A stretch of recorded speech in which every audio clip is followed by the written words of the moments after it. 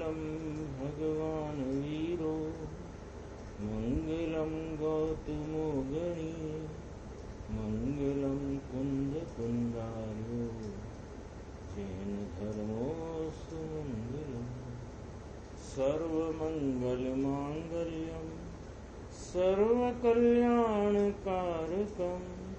प्रधानम सर्वधर्माणां जैनम जयतु शासनम।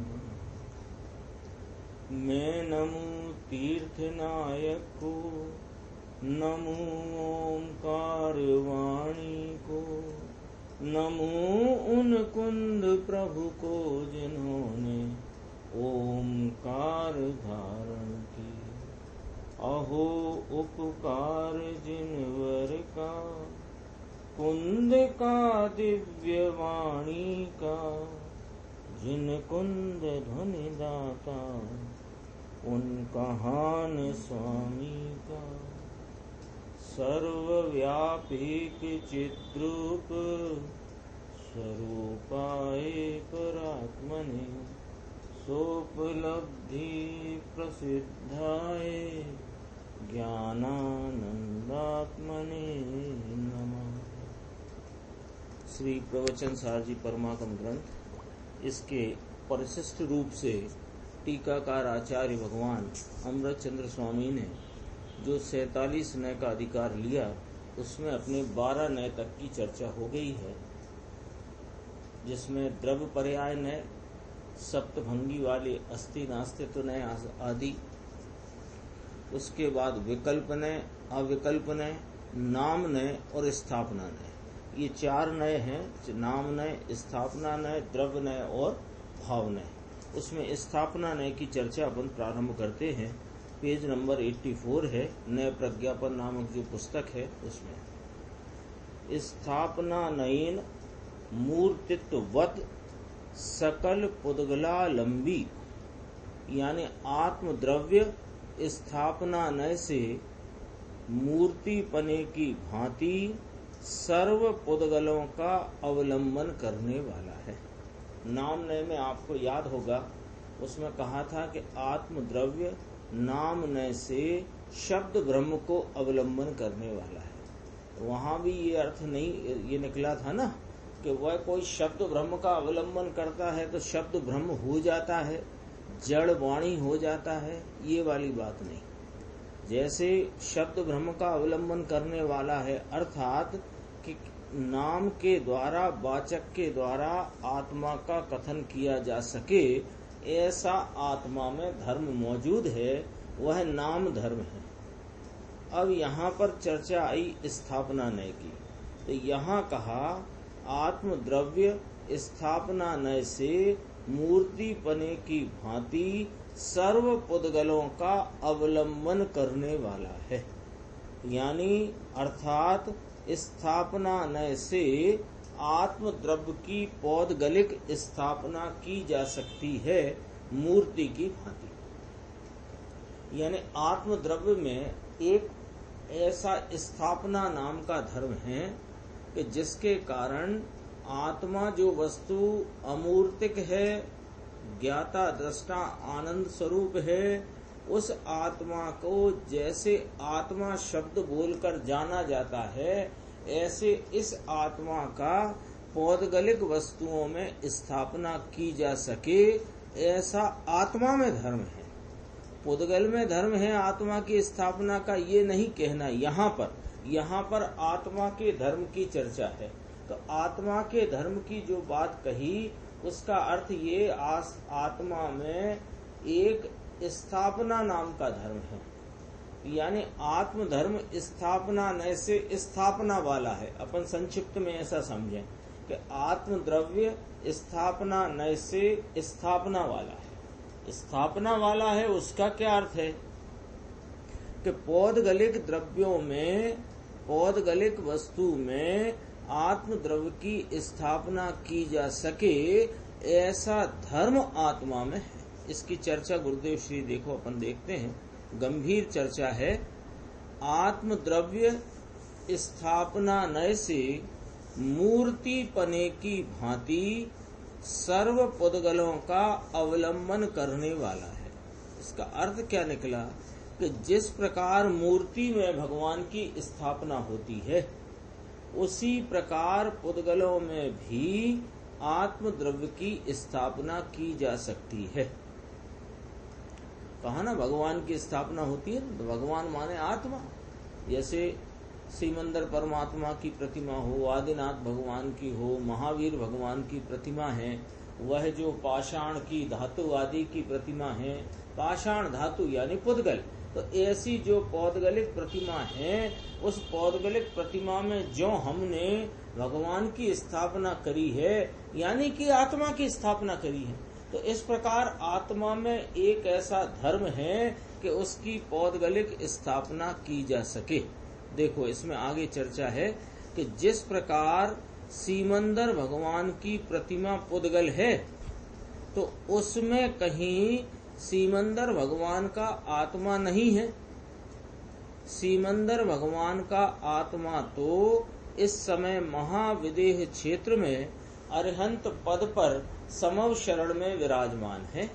वह आत्मा कोई इस प्रतिमा में नहीं आता, किंतु प्रतिमा में यह सीमंदर भगवान है, ऐसी स्थापना द्वारा सीमंदर भगवान का आत्मा ख्याल में आता है। बहुत सीधी, सरल और गंभीर चर्चा।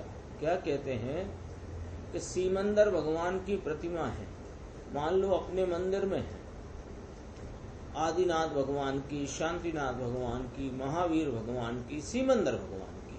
अभी सीमंदर भगवान की ली यहाँ पर चर्चा।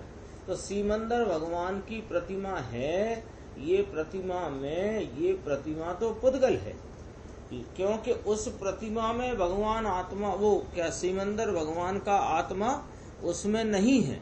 लेकिन सीमंदर भगवान अभी कहाँ हैं कि वे तो महाविदेह में अपने समूह शरण में विराजमान हैं। लेकिन उस पुद्गल धातु अथवा पाषाण आदि की प्रतिमा में हमने इस प्रकार स्थापना की कि यह सीमंदर भगवान है। इस प्रकार उस पौद्गलिक पाषाण और धातु आदि की प्रतिमा से वह सीमंदर भगवान का आत्मा जाना जा सकता है। वह आत्मा जाना जा सकता है कि यह सीमंदर भगवान है, जो अनंत चतुष्टय में केवल ज्ञान सहित अपने समूह शरण में विराजमान हैं, जिनके केवल ज्ञान के निमित्त से दिव्य ध्वनि खिल रही है। ऐसा हम वह सीमंदर भगवान की प्रतिमा द्वारा जान सकते हैं। देखो, वह आत्मा कहीं इस प्रतिमा में नहीं आता, किंतु प्रतिमा में यह सीमंदर भगवान है, ऐसी स्थापना द्वारा सीमंदर भगवान का आत्मा ख्याल में आता है। सीमंदर भगवान के आत्मा में उस प्रकार का धर्म है, किस प्रकार का कि उनकी स्थापना पौद्गलिक रूप से की जा सके, ऐसा धर्म उनकी आत्मा में है। तो उसे स्थापना नहीं जानता है। कौन जानता है उस नए को? स्थापना नहीं जानता है। यदि भगवान के आत्मा में, अभी तो सीमंदर भगवान का लिया, सब आत्मा में वही बात है, यदि भगवान के आत्मा में वैसा धर्म ना हो, यदि वैसा धर्म ना हो, तो मूर्ति में स्थापना द्वारा उनका आत्मा, अनंत चतुष्टय में विराजमान आत्मा, केवल ज्ञान केवल दर्शन स्वरूप आत्मा, दिव्य ध्वनि द्वारा जिन्हें वो वस्तु तत्व बताता हुआ आत्मा, ये आप कैसे जानोगे? तो हम मंदिर गए, मंदिर में सीमंदर भगवान की प्रतिमा देखी, तो ये प्रतिमा है, ऐसी स्थापना उसमें भगवान की है। तो प्रतिमा को निगाह में लेते, उस पर लक्ष्य करते, यह भगवान है, ऐसा परिणाम अंदर उत्पन्न होता है क्या? तो ये भगवान है, यानी भगवान की स्थापना की जा सकती है, ऐसा उन भगवान में धर्म है। ये स्थापना नय है। स्थापना नय से आत्मा में स्थापना धर्म है, यह बात जानी जा सकती है। देखो अभी क्या कहते हैं कि यदि भगवान के आत्मा में वैसा धर्म ना हो, तो मूर्ति में स्थापना द्वारा उनका आत्मा ख्याल में नहीं आ सकता। इसलिए आत्मा सर्व पुद्गलों का अवलंबन करने वाला है, ऐसा स्थापना नय से समझना। अपन ने स्थापना नय पढ़ा था, ऊपर देखो, आत्म द्रव्य स्थापना नय से मूर्ति पने की भांति, ये दृष्टांत है। सर्व पुद्गलों का अवलंबन करने वाला है। इसको अपन थोड़ा सरल समझना चाहें तो ऐसे, आत्म द्रव्य आत्म स्थापना नय से स्थापना धर्म वाला है, ऐसा पकड़े। आत्म द्रव्य स्थापना नय से स्थापना धर्म वाला है, अर्थात कि किसी पौद्गलिक वस्तु में, पाषाण धातु आदि किसी भी पुद्गल में भगवान की या आत्मा की स्थापना की जा सकती है, अर्थात उसके द्वारा, उसके निमित्त से आत्मा जाना जा सकता है। ऐसा धर्म आत्मा में है, ये चर्चा है। देखो अगला पैराग्राफ है, मूर्ति चित्र आदि पुद्गलों में आत्मा की स्थापना करने से आत्मा ज्ञात हो, ऐसा आत्मा का धर्म है। आत्मा पुद्गल का अवलंबन करने वाला है, ऐसा यहाँ कहा आचार्य भगवान ने। अब वो कल एक चर्चा आई थी, एक शब्द मिलेक्ष नहीं हो जाना, उसमें अंतरंग तात्पर्य क्या है वो पकड़ना। वो तात्पर्य कैसे पकड़ा जाता है कि जब दूसरे द्रव्य के सापेक्षता से वस्तु कही जाए तो समझना कि इसमें वस्तु की उसकी सापेक्षता से कथन है, वस्तु तो निरपेक्ष है। तो वस्तु में निरपेक्ष भाव से कोई ऐसा धर्म होना चाहिए, निरपेक्ष रूप, कि जिसके कारण वो सामने वाले मूर्तिक पदार्थ के निमित्त से इसको जाना जाता है, ऐसा कथन आया। तो कथन तो यूं आया, कोई बिल्कुल पकड़ के बैठ जाए कि लिखा है साहब आत्मा में मूर्ति रूप से मूर्तित्ववत लिखा है, देख लो संस्कृत में, स्थापना नयन मूर्तित्ववत सकल पुद्गला लंबी। इसमें तो लिखा है कि मूर्ति पने के द्वारा, मूर्तित्व द्वारा या मूर्तित्व रूप सकल पुद्गलों का आलम्बन ले, ऐसा ये आत्मा है। तो हम शरीर का आलम्बन लेते, ये इसका अर्थ नहीं है, क्योंकि यहाँ पुद्गलों की सापेक्षता से आत्मा के धर्म को बताया जा रहा है।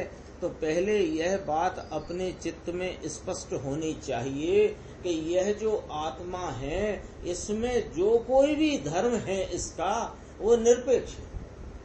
तो निरपेक्ष धर्म है तो उसका क्या मतलब निकला, वो यहाँ कहते हैं कि आत्मा पुद्गल का अवलंबन करने वाला है, ऐसा जो यहाँ कहा उसका अर्थ यह है कि पुद्गल के साथ आत्मा को इस प्रकार निमित्त नैमित्तिक संबंध है कि पुद्गल में उसकी स्थापना की जा सकती है। पुद्गल आत्मा हो जाता है अथवा आत्मा पुद्गल हो जाता है, ये इसका अर्थ नहीं है।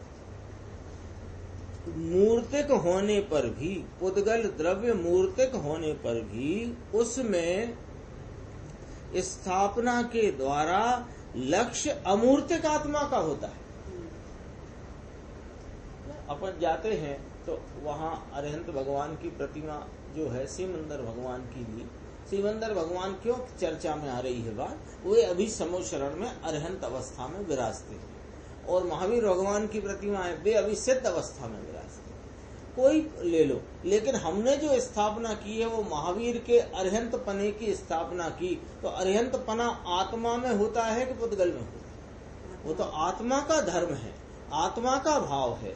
तो ऐसे अनंत चतुष्टय रूप आत्मा का ख्याल आया कि नहीं उस प्रतिमा से? तो आत्मा अमूर्तिक है, तो अमूर्तिक आत्मा लक्ष्य में आया कि वह सफेद पाषाण लक्ष्य में? और जिसने सफेद पाषाण को देखा, अथवा बड़ी प्रतिमा है, बड़े बाबा की है, ऐसी मनोहारी है, सांवलिया है, इस प्रकार जिसने देखा, वास्तव में वह आत्मा के स्थापना धर्म को नहीं जानता। आगे आएगी चर्चा, देखना। मूर्तिक होने पर भी उसमें स्थापना के द्वारा, ये निमित्त नैमित्तिक, क्या निमित्त नैमित्तिक, कि वह हमारा जो जानने का विषय है वो कौन है? अमूर्तिक आत्मा, अनंत चतुष्टय स्वरूप मूर्ति में, वो हमारा नैमित्तिक है। उसमें निमित्त वह पौद्गलिक रचना है, तो वो पौद्गलिक रचना में अमूर्तिक आत्मा का लक्ष्य किया जा सके, ऐसा स्थापना धर्म आत्मा का है। ऐसे आत्मा का एक धर्म है, ये धर्म सिद्धों में भी है। यानी सिद्ध के आत्मा की भी मूर्ति चित्र आदि में स्थापना हो सकती है। यहाँ जिन मंदिर में सिद्ध भगवान की प्रतिमा है, प्रतिमा माने वो प्रतिमान रूप है, उस प्रतिमा की आकृति में सिद्ध भगवान की स्थापना है, होती है ना। यह सिद्ध भगवान है। इस प्रकार स्थापना नय से आत्मा पुद्गल का अवलंबन करता है, ऐसा कहा जाता है। देखो, इस पौद्गलिक चित्र में स्थापना द्वारा यह जीव है, ऐसा बतलाया जा सकता है। जैसे बाल पोथी देखी होगी अपन ने, बच्चों की सबसे पहली किताब, मैं जीव हूँ, मुझ में ज्ञान है, मैं ज्ञान से जानता हूँ। तो वहाँ एक जीव की आकृति रूप पौद्गलिक रचना उस पुस्तक में है कि नहीं? चित्र रूप पौद्गलिक रचना है ना, ऐसे बना हुआ है, ऐसा आकार। तो वो आकार क्या कर रहा है? आकार जीव है कि ना, उस आकार से ज्ञान स्वरूपी जीव लक्ष्य में लिया जा सकता है। ऐसा धर्म आत्मा में बालपोथी में लिखा है, यह जीव है, मैं जीव हूँ। नीचे एक चित्र बना है, बच्चों को तो चित्र से सिखाते हैं ना, जल्दी सीखो। फिर लिखा है, मुझ में ज्ञान है, मैं ज्ञान से जानता हूँ। तो ये ज्ञान स्वरूपी जीव की स्थापना उस चित्र में करी गई कि नहीं करी गई? तो उस चित्र से लक्ष्य में क्या आया? चित्र के अमूर्तिक आत्मा लक्ष्य में आया। ऐसा धर्म आत्मा में। देखो, इस पौद्गलिक चित्र में स्थापना द्वारा ये जीव है, ऐसा बतलाया जा सकता है।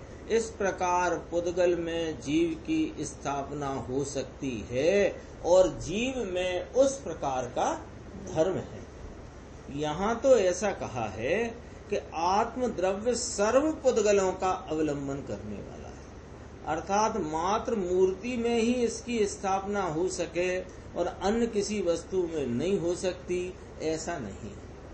लेकिन अपन देखते हैं कि अरिहंत परमात्मा की, सिद्ध भगवंतों की प्रतिमा धातु की, पाषाण की, इस प्रकार की ही बनाई जाती है सामान्यतया। कोई लौंग इलायची को तो भगवान कहता नहीं, इसको कहते हैं तदाकार स्थापना। तो तदाकार स्थापना हो सकती, तदाकार यानी जैसा उनका आकार ज्ञान में आया है वैसे उनके उस आकार की स्थापना की, और उस स्थापना से वो आकार लक्ष्य में लेने का विषय नहीं रहा, वो आकार देख करके भी अमूर्तिक आत्मा लक्ष्य में लेने का विषय है। ऐसा आत्मा में धर्म है। देखो, इसमें लिखा, फूल में, लौंग में, लकड़ी की गोटी आदि चाहे जिस पुद्गल में स्थापना करके आत्मा समझाया जा सकता है, ऐसा आत्मा का धर्म है। जैसे नाम धर्म है, ऐसे स्थापना धर्म है। ये थोड़ा उदाहरण दिया कि शतरंज की गोटी में वो राजा है, ये हाथी। राजा जैसा रूप नहीं है उस गोटी का, हाथी जैसा रूप नहीं है उस गोटी का, लेकिन वह जैसी मोटी पतली, तदाकार ये हाथी, ये प्यादा इत्यादि प्रकार से स्थापना की जाती है। तदनुसार किसी भी पुद्गल में यह आत्मा है, ऐसी स्थापना हो सकती है। आत्मा में उस प्रकार का धर्म है। देखो, ये जड़ पुद्गल में आत्मा की स्थापना की जा सकती है, इसका अर्थ यह नहीं समझना कि उस जड़ के द्वारा आत्मा समझ में आता है, ये ना जानता। ऐसे कहा ना, अभी कहा तो कथन ऐसा कि किसी भी पौद्गलिक पदार्थ में आत्मा की स्थापना की जा सकती है और उस पौद्गलिक पदार्थ के द्वारा आत्मा को लक्ष्य में लिया जा सकता है। जैसे अपन ने बालपोथी के चित्र की बात करी, तो ये अर्थ नहीं है कि उसके द्वारा आत्मा समझ में आता है। आत्मा समझने वाला तो अपने ज्ञान की शक्ति से ही समझता है, परंतु उसमें निमित्त रूप से कभी शब्द होते हैं, जैसे नामनय में कहा आत्मा, भगवान आत्मा, निर्मलानंद, ऐसा जो कहा उससे वाच्य रूप आत्मा पकड़ में आता है ना।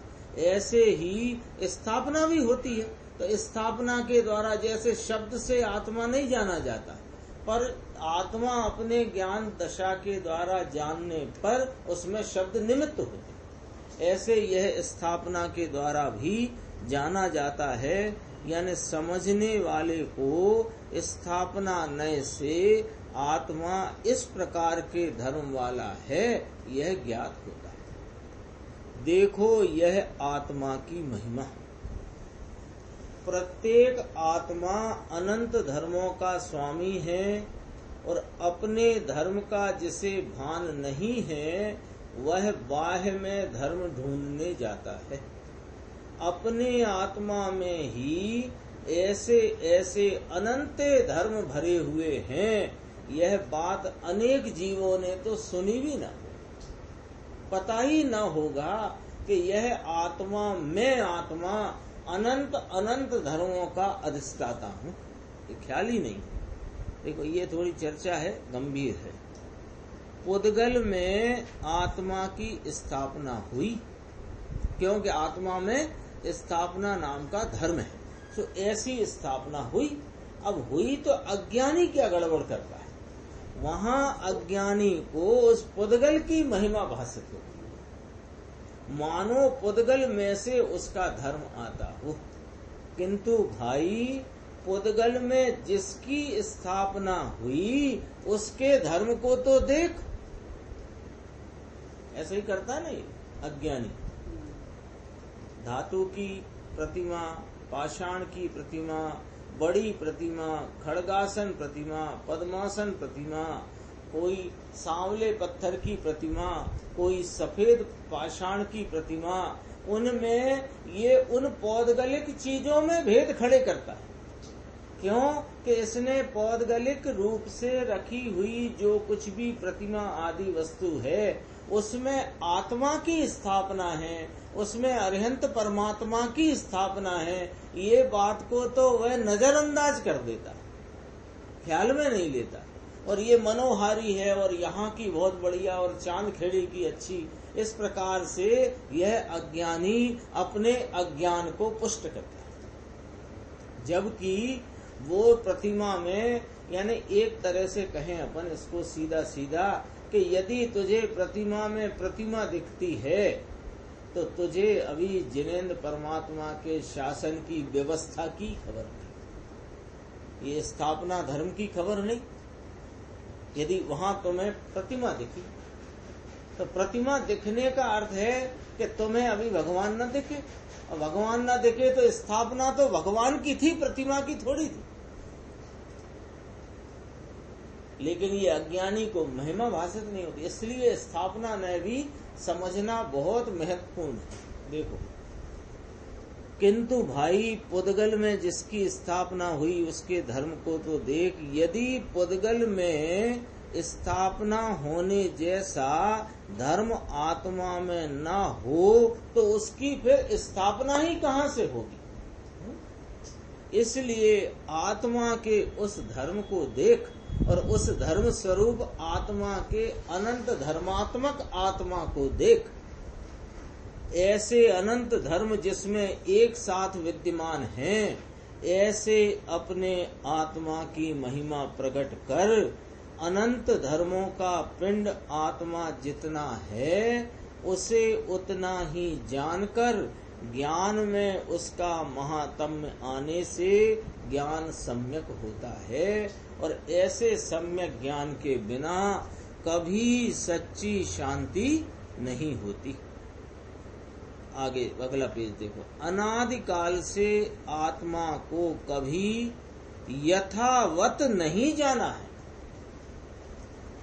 इसको थोड़ा पढ़ने सुनने से 2-5 साल, 2-4 महीने, 10-25 साल आत्मा की चर्चा यद्यपि तो सामान्यतया कहीं होती नहीं।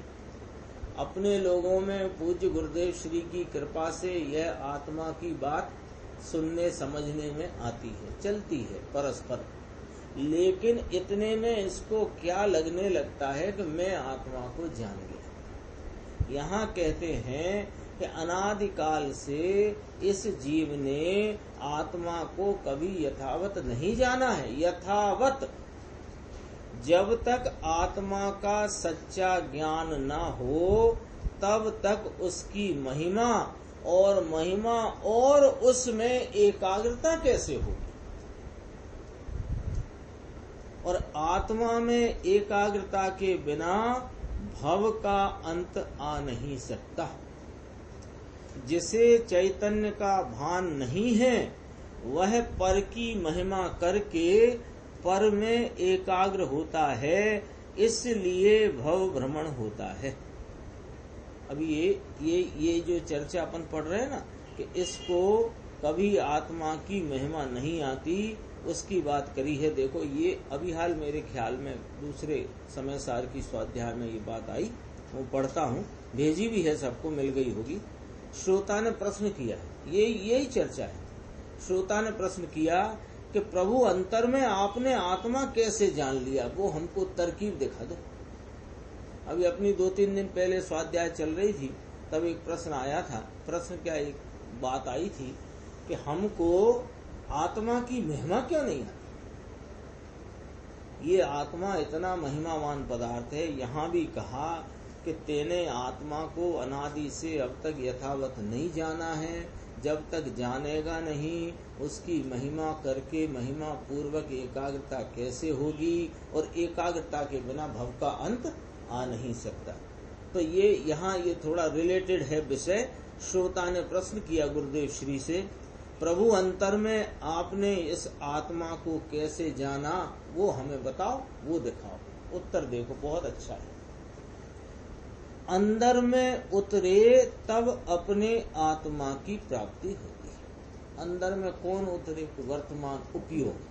वर्तमान उपयोग अंदर में उतरे माने अंतरंग स्वभाव महिमा में उसका लक्ष्य करे, उपयोग उसको विषय बनाए। किसको? कि अपना जो आत्मा अंतरंग अवेद ध्रुव एक रूप सदृश ज्ञानानंद निर्मलानंद स्वरूप है, उसको लक्ष्य बनाए तो आत्मा की प्राप्ति होगी। तो महाराज वो उपयोग पलटता क्यों नहीं?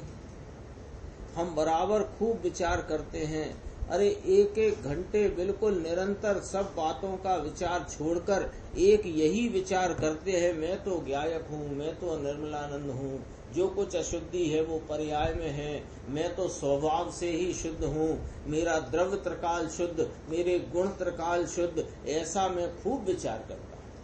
और जो कुछ अशुद्धता है वो पर्याय में है, और पर्याय दृष्टि में लेने के योग्य नहीं, पामरता और प्रभुता ये सब पर्याय के विषय हैं, ऐसा मैं खूब विचार करता हूँ। पर ऐसा विचार करने पर भी महाराज मेरा उपयोग पलट करके आत्मा की तरफ क्यों नहीं अंतर में उतरता? गुरुदेव ने कहा ना अंतर में उतरे तो आत्मा की प्राप्ति हो, तो क्या अंतर में उतरता क्यों नहीं है? उसका जवाब देखो, कहीं पर में महिमा रह जाती है, पर में मिठास रह जाती है, तो अंदर में जा सकते नहीं। यानी तेरे को ये धर्म प्राप्ति के जो निमित्त देव गुरु शास्त्र बताए, इनमें मिठास रह जाती है, स्त्री पुत्रों में रह जाती है, उनकी बात नहीं चल रही, ये प्रश्नकार की बात चल रही है। प्रश्नकार ने यहाँ ये पूछा कि महाराज आप अंतरंग का ऐसा ऐसा अद्भुत वैभव दिखाते हो, और हमको उस वैभव को देख देख कर सुन सुन कर ऐसा लगता है कि ये आत्मा में की हमें प्राप्ति होए। तो उसकी बात चल रही, जो अभी विषय कथाओं में मगन है उसकी बात नहीं चल रही है, इसलिए वो चर्चा नहीं उठाएंगे। यहाँ उसकी चर्चा उठाएंगे कि अरे तेरे को यह आत्मा महिमावान लगने पर भी इसके अनंत वैभव की चर्चा सुनकर तुझे अंतरंग में कोई ऐसी जिज्ञासा हुई है कि महाराज मैं इस आत्मा को कैसे प्राप्त करूं, तो उसको भी अभी इस आत्मा के तरफ का उपयोग क्यों नहीं ढला अंदर में, कि तेरी कहीं ना कहीं पर में महिमा रह जाती है, पर में मिठास रह जाती है, तो अंतर में जा सकते हैं। क्यों? कि उपयोग क्या करता है कि उपयोग वीर के अनुसरण से चलता है, और वीर रुचि अनुसार चलता है। और तेरी मिठास पर में यदि देव गुरु शास्त्र रूप निमित्त में भी मिठास है, तो तेरे को ये आत्मा आवाज नहीं देगा, ऐसी बात है। तो फिर गुरुदेव ने इसकी तरकीब बताई है, वो देखना। पहले पर का महात्म्य घटना चाहिए, तब ही अंदर में जा सकते। ये पर के महात्म्य में ही पड़ा हुआ है, या तो शरीर की क्रियाओं वाले महात्म्य में, अथवा पूजा विधान आदि पंच कल्याणक रूप जो निमित्तों की महिमा के उसमें, अथवा तो किसी प्रकार के राग की महिमा में। तो कहते हैं पहले पर का महात्म्य घटाओ कैसे होता है, इसके लिए एक उदाहरण मुझे याद आ गया, अभी याद आया। देखो कि एक लकीर खिंची थी ऐसी ब्लैक बोर्ड पे, मास्टर साहब ने ऐसी एक लकीर खींची और कहा कि तुम इसको छुए बिना इसको छोटी करके दिखाओ। एक लकीर खींच दी, उसको 2 फुट की ऐसी लकीर ब्लैक बोर्ड पे खींच दी और कहा इसको छूना नहीं और इसे छोटी करके बताओ। तो लड़के ने क्या किया कि 2.25 फुट की दूसरी लकीर खींच दी, तो क्या हो गया कि वो छोटी हो गई। ऐसे तेरे अंतरंग में यह शास्त्र अभ्यास करते, यह सत समागम करते, अंतरंग में देव गुरु शास्त्र की महिमा बड़ी है, सो अच्छी है, उनके प्रति तेरा लक्ष्य जाता है, सो ठीक है। लेकिन वह 2 फुट की लकीर के आगे 2.25 फुट की लकीर खड़ी करो ना। ये ऐसा मेरा आत्मा, मैं निर्मलानंद, मैं ज्ञानानंद, जिसमें से अनंत सिद्ध पर्याय अनंत काल तक उत्पन्न हो, ऐसी सामर्थ्य स्वरूप भगवान आत्मा मैं हूँ, ऐसी अपनी महिमा की बड़ाई क्यों नहीं करता? ये यदि तू करे तो कहते हैं पहले पर का महात्म घटना चाहिए, तब ही अंदर में जा सकते हैं। लेकिन अटकने के, रुकने के स्थान बहुत हैं, तो कहीं न कहीं जीव अटक जाता है, रुक जाता है। कहाँ है महाराज, थोड़ा अंदाजा करा दो कि कोई संयोग की, कोई प्रकार के राग की, कोई प्रकार के क्षयोपशम की, ऐसे किसी विषय की अधिकता रह जाती है और यह अपना आत्मा की अधिकता उसमें छूट जाती है, तो अंदर में जा सकते नहीं। अपने आत्मार्थी जीव हैं, साधर्मी जीव हैं, जो चाहते हैं हमें भी आत्मा प्राप्त हो, ये अनादि का जन्म मरण का चक्र हमारा टूटे और हम भी इस मोक्ष मुक्त स्वरूप आत्मा की प्राप्ति करें और अवस्था में भी मुक्ति प्राप्त करें, ऐसा उसको लगता है। लगना भी चाहिए, ऐसा लगता है। लेकिन ये कहाँ अटक जाता है कि इस संबंध में हमारी स्वाध्याय बहुत अच्छी चल रही है, अशोकनगर में 3-3 बार चल रही है, कोई जगह ऐसी चलती है, वहां ऐसा संयोग है तो संयोग में लटक गया। वो स्वाध्याय के प्रति इसकी रुचि चलती है, उस राग में अटक गया। अथवा जो स्वाध्याय करते हुए इसके ज्ञान में खिलावट हुई क्षयोपशम की, तो देखो पहले मुझे कुछ नहीं आता था, अब मुझे बहुत कुछ आने लगा। ये इसलिए अंदर में जा नहीं सकते। ये गुरुदेव का एक बोल है, समय सार सिद्धि भाग 4 में आया है। अपनी स्वाध्याय उधर आएगी तब वो भी देखेंगे। देखो कि चैतन्य वस्तु को यथावत समझकर उसकी महिमा में एकाग्र हो तो कल्याण प्रकट हो। शिष्य को अपने कल्याण की जिज्ञासा हुई है। ये जो अपन ने अभी प्रश्न पढ़ा, ये भी उसका ही प्रश्न है, जिसको अपने कल्याण स्वरूप आत्मा की प्राप्ति अथवा अवस्था में कल्याण की जिसको जिज्ञासा है। इसलिए प्रश्न किया कि प्रभु यह आत्मा कैसा है और कौन है, इसकी प्राप्ति कैसे होती है।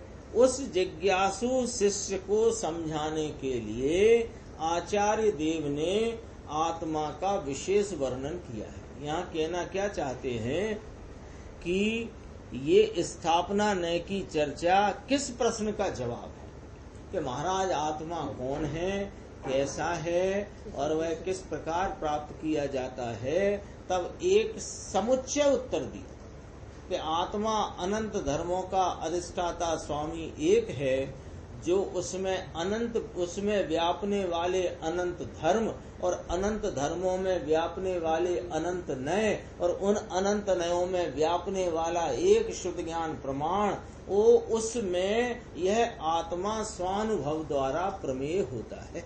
ये एक समुच्चय बात करी। तो महाराज ये अनंत धर्म कौन से हैं? तो कहा कि हम उनमें से मुक्त 47 कहते हैं। 47 में ये 13वां धर्म आया, स्थापना धर्म। तो स्थापना धर्म उसका जवाब है, आत्मा कौन है और कैसा है। देखो कहते हैं कोई ये लगे कि इसकी ठीक है, हमने समझ लिया स्थापना निक्षेप से स्थापना हो सकती है आत्मा। अरे ये बहुत गंभीर प्रश्न का जवाब आया है। जवाब भी गंभीर है, पूरा आत्मा जाना जा सकता। भगवान आत्मा को प्रसन्न करने के लिए उसे पहचान कर उसकी महिमा करनी चाहिए।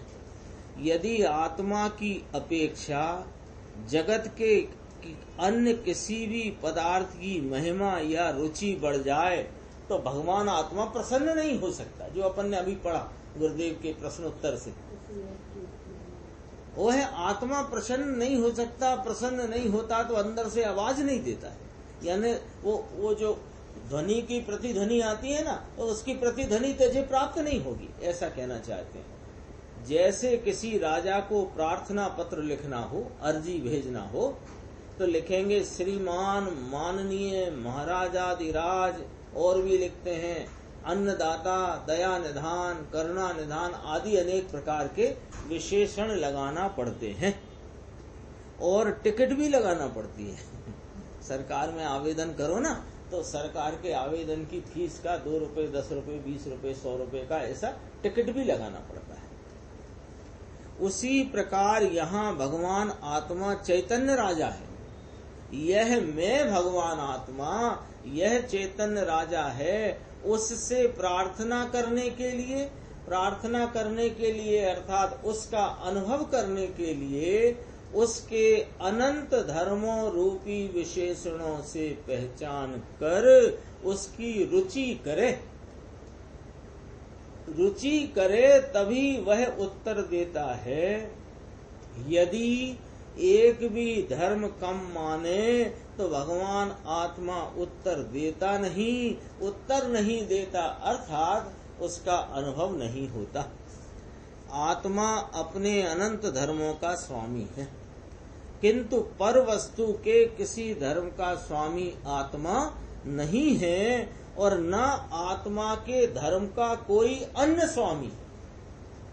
मेरे अनंत धर्म, उन अनंत धर्मों का मैं स्वामी हूँ, उनका स्वामी अन्य कोई नहीं और किसी अन्य के धर्म का मैं स्वामी नहीं। स्वयं स्वामी संबंध आता है ना।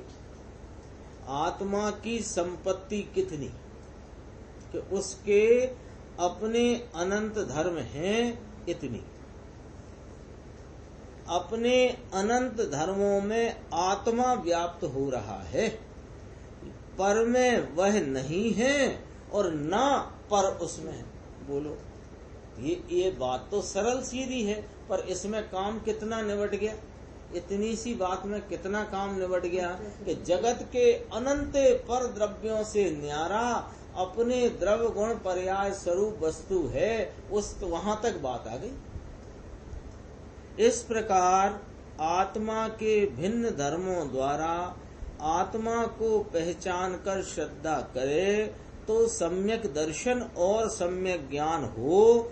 तत्पश्चात ही आत्मा में एकाग्रता रूप सम्यक चारित्र होता है। इस आत्मा, यह अनंत धर्मात्मक आत्मा को जाने पहचाने बिना तुम यदि किसी प्रकार की चारित्र रूप भाव की कल्पना करो कि मेरे अंतरंग में एकाग्रता हो जाए, अथवा जैसे एकाग्रता वाले को विकल्प होते हैं वैसे हो जाए, अथवा ऐसे विकल्प वाले को जो शरीर की क्रिया होती है वो हो जाए, तो तेरा लक्ष्य अभी पर पे पड़ा है भाई। तेरे को अभी आत्मा के अनंत धर्मों की खबर नहीं, और अनंत धर्मों का धर्मी एक आत्मा, उसकी तेरे खबर नहीं है। इसलिए न तेरे सम्यक दर्शन है न सम्यक ज्ञान है, और जब तक सम्यक दर्शन सम्यक ज्ञान नहीं है, सम्यक चारित्र का उदय होता ही है। इसलिए आत्मा को पहचानने के लिए यहाँ उसके धर्मों का वर्णन चल रहा है। 12वें धर्म में ऐसा कहा आया था ना, 12वां धर्म कि आत्मा शब्द ब्रह्म से वाच्य होने योग्य है। परम ब्रह्म का पूर्ण स्वरूप कहने वाली जो दिव्य वाणी है वह शब्द ब्रह्म है। उस वाणी में सब कुछ आता है। यानी आत्मा में ऐसा धर्म है कि संपूर्ण आत्मा शब्द ब्रह्म द्वारा कहा जा सकता है। उसे पूर्ण कहने वाली तीर्थंकर देवादिदेव की ओम ध्वनि है, वह शब्द ब्रह्म है। नाम नय से देखने पर आत्मा दिव्य ध्वनि को स्पर्श करने वाला है, अर्थात दिव्य ध्वनि से उसका स्वरूप वाच्य होता है, ऐसा उसका धर्म है। ये 12वें धर्म की चर्चा हुई है ना। फिर कहते हैं पश्चात स्थापना नय से ऐसा कहा कि आत्मा सर्व पुद्गलों का अवलंबन करने वाला है, अर्थात जब जब जिन जिन पुद्गलों में आत्मा की स्थापना की जाए उस समय उन पुद्गलों से आत्मा ज्ञात हो, ऐसा आत्मा का धर्म है। नाम नय से ज्ञात होता है आत्मा, यह धर्म पृथक है। स्थापना नय से ज्ञात होता है आत्मा, वह धर्म पृथक है। उन दोनों धर्मों को जानने वाले दो नय, नाम नय और स्थापना नय भी भिन्न भिन्न हैं। इस प्रकार अभी तक 13 नयों से आत्मा का वर्णन किया।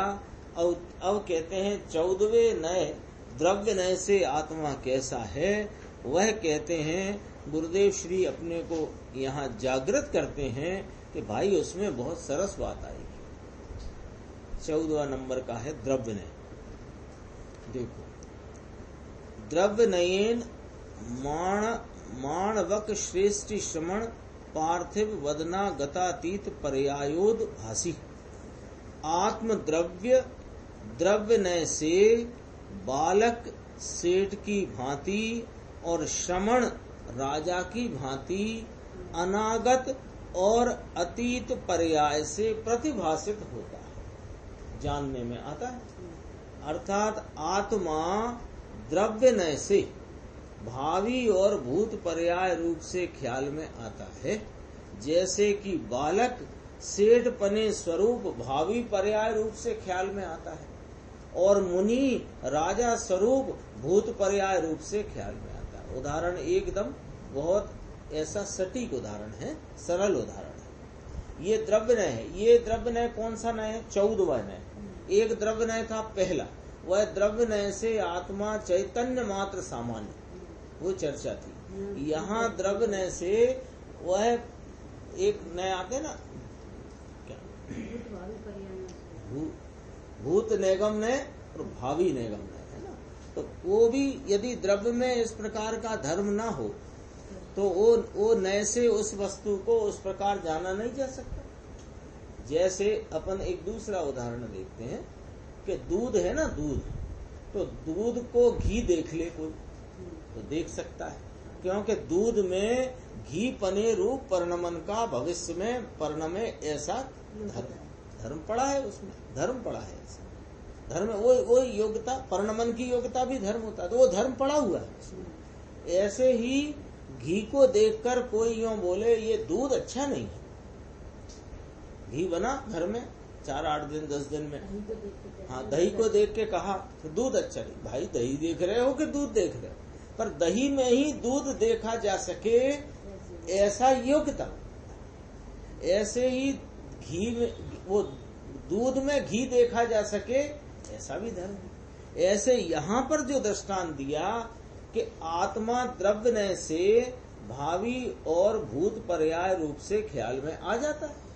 जैसे कि बालक को देख करके महाराजा राजा साहब दिखे, जान सकते हैं। ऐसे ही मुनिराज को देख करके कहे अरे यह तो पोदनपुर के राजा है, तो पोदनपुर के राजा है वो, लेकिन मुनि अवस्था को देख करके यह पोदनपुर के राजा है ऐसा देखा जा सकता है। इसमें गुरुदेव कहते हैं बहुत सरस चर्चा आएगी। देखो, आत्म द्रव्य अनंत धर्म स्वरूप है। उसे द्रव्य नय से देखने पर, आत्मा को द्रव्य नय से देखने पर वह बालक सेठ की भांति और श्रमण माने मुनि राजा की भांति प्रतिभासित होता है। जिस प्रकार कोई बालक भविष्य में सेठ होने वाला हो तो यूं कहते हैं ये सेठ है, इस प्रकार वह भावी पर्याय रूप से ख्याल में आता है। तथा कोई जीव पहले राजा हो और फिर बाद में मुनि हो गया हो तो यह राजा है, इस प्रकार भूतकाल की पर्याय रूप से वह ख्याल में आता है। उसी प्रकार द्रव्य नय से जीव द्रव्य अपनी भावी और भूतकाल की पर्यायों रूप से ख्याल में आता है। आए ऐसा धर्म आत्मा में। देखो, आत्मा वर्तमान पर्याय रूप से ही ज्ञात होता है और भूत भविष्य की पर्याय रूप से इस समय ज्ञात नहीं हो सकता, ऐसा नहीं। बहुत कोई गंभीर चर्चा है ये।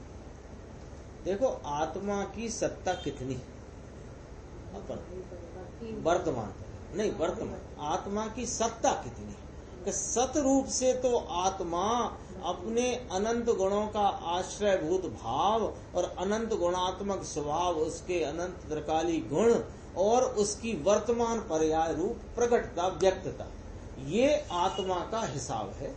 ये आत्मा की सत्ता का स्वरूप इतना ही है। लेकिन यह आत्मा एक समय रूप है ऐसा नहीं है। वर्तमान पर्याय में व्यक्त है तो वर्तमान पर्याय तो एक समय वर्ती है, लेकिन उस एक समय वर्ती में अनादि निधन त्रिकाल आत्मा वर्तने वाला है।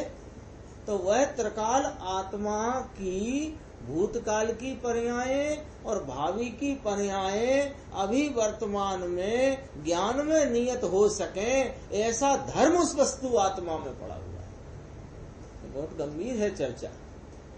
यूं तो ये सामान्य है, यदि इसको अपन सामान्यतया देखो तो बहुत सामान्य है। भूत निगम ने भावी निगम ने जो सामान्य प्रचलन में जो नाम है वही चर्चा यहाँ पर है कि बालक घूम रहा है 5 वर्ष का, तो घर में आए मुनीम जी, सेठ जी इधर आओ, सेठ जी आओ, मेरे गोदी में आओ सेठ जी, ऐसा कहे। और मुनिराज को देख करके कहे, ओहो ये तो बोधनपुर के राजा है, फलाने जगह के राजा है। ये बात इतनी नहीं है, इसमें बहुत गंभीर बात है। ये बात यदि अपने को थोड़ा ख्याल में लें तो उधर से मिलती है जो 38-39 गाथाएं आई थी ना, 37, 38, 39 प्रवचन सारथी, कि जो पर्यायें उत्पन्न होकर के विनष्ट हो चुकी हैं और जो पर्यायें अभी उत्पन्न ही नहीं हुई, ऐसी विनष्ट और अनुत्पन्न पर्यायें वे तो वस्तु में सतरूप नहीं है, तथापि वे असत रूप होने पर भी ज्ञान उसको कैसे जान लेता है। तो ज्ञान वो जान लेता है, वो ज्ञान की पर्याय की खिलावट पूरी है केवल ज्ञान की, उसकी दिव्यता ऐसी है कि वो जान लेता है। लेकिन ऐसा जानने में आ सके ऐसा धर्म आत्मा में पड़ा, क्या गजब की बात है। दोबारा से देखिए, वही आत्मा वर्तमान पर्याय रूप से ही ज्ञात होता है और भूत भविष्य की पर्याय रूप से इस समय ज्ञात नहीं हो सकता, ऐसा नहीं है। यानी आत्मा अपनी वर्तमान पर्याय में परिणमित जो आत्मा है, वह आत्मा उसी वर्तमान काल में उसकी भूत और भावी पर्यायों रूप से ख्याल में आ सकता है, ऐसा आत्मा में धर्म मौजूद है। देखो, द्रव्य अपनी भूत भविष्य की पर्यायों रूप से भी वर्तमान में ज्ञात होता है, ऐसा उसका धर्म है। और ज्ञान का भी त्रिकाल को जान लेने का स्वभाव है। अभी अपन ने 37, 38, 39 गाथा से संदर्भ से थोड़ी विचार किया ना कि भगवान का केवल ज्ञान, वो जो वर्तमान वस्तु सतरूप नहीं है, यानी जो पर्याय नष्ट हो चुकी हैं अथवा अभी उत्पन्न नहीं हुई हैं, उनको भी कैसे जान लेता है कि ऐसा जानना ज्ञान का स्वभाव है। और ऐसा ये आत्मा जानने में आए, सब वस्तु है पर अभी आत्मा की बात है, आत्मा ऐसा जानने में आए, ऐसा द्रव्य न वो धर्म आत्मा में पड़ा। जो द्रव्य न से आत्मा को जानो तो ऐसा आत्मा है, जानने में आता है। भविष्य की पर्याय जब होती है तब उसे जानता है, इस समय नहीं जानता। ऐसा जो मानता है उसे सर्वज्ञानी की, सर्वज्ञता की, केवल ज्ञान की, वस्तु के स्वभाव की खबर नहीं है। किसी आत्मा को भविष्य में सिद्ध पर्याय होना हो, वहाँ यह आत्मा सिद्ध है। इस प्रकार भावी पर्याय रूप से वर्तमान में द्रव्य ज्ञात होता है। भूत भविष्य की पर्यायों रूप से वर्तमान में ज्ञात हो, ऐसा द्रव्य का धर्म है, और उस धर्म को जानने वाले शुद्ध ज्ञान को द्रव्य न कहते हैं। क्या कहा था देखो, कि भविष्य की पर्याय जब होती है तब उसे जानता है, इस समय नहीं जानता। ऐसा जो मानता है उसे सर्वज्ञानी यानी केवल ज्ञानी सर्वज्ञ भगवान, उनका सर्वज्ञ स्वभाव, वस्तु की सर्वज्ञता, इसकी उसको खबर नहीं, उसके स्वभाव की खबर नहीं।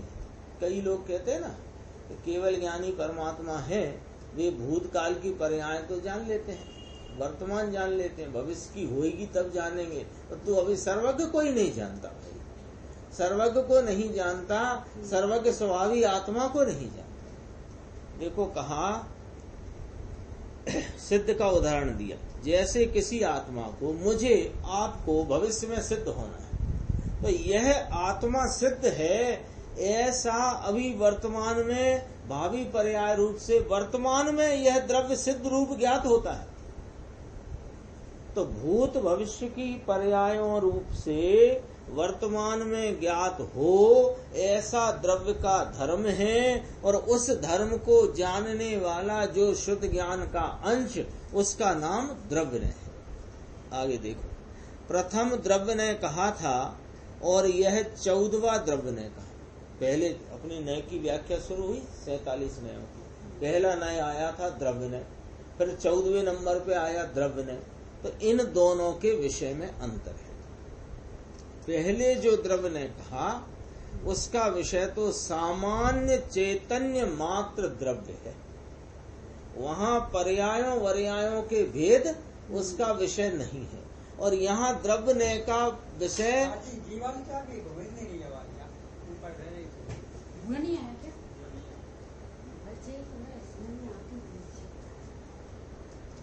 इस द्रव्य का विषय तो भूत भविष्य पर्याय वाला द्रव्य है, इसलिए यहाँ पर्याय की बात हुई। दोबारा से देखो, पहले नंबर पे आया था द्रव्य ने, और ये 14वें नंबर पर आया द्रव्य ने। दो नए आए, दोनों नयों का नाम द्रव्य ने। दोनों के विषय में अंतर है, दोनों के विषय में फर्क है।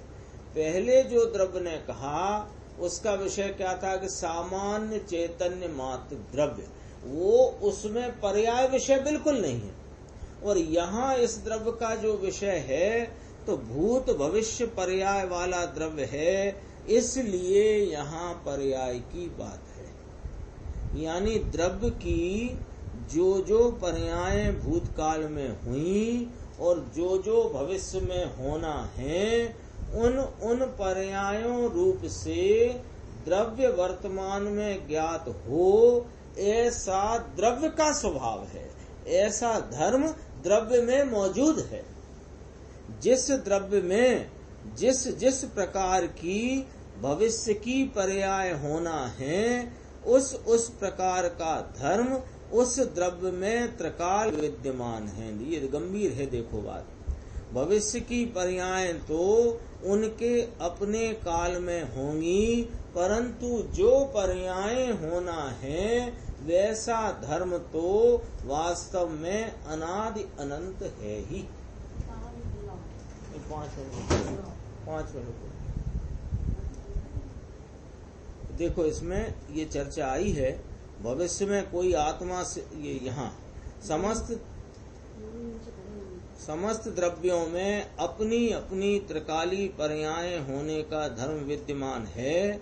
भविष्य में कोई आत्मा सिद्ध होने वाला हो और इस समय वह निगोद में पड़ा हो, उस निगोद के आत्मा में भी सिद्ध पर्याय होने का धर्म तो वर्तमान में पड़ा है।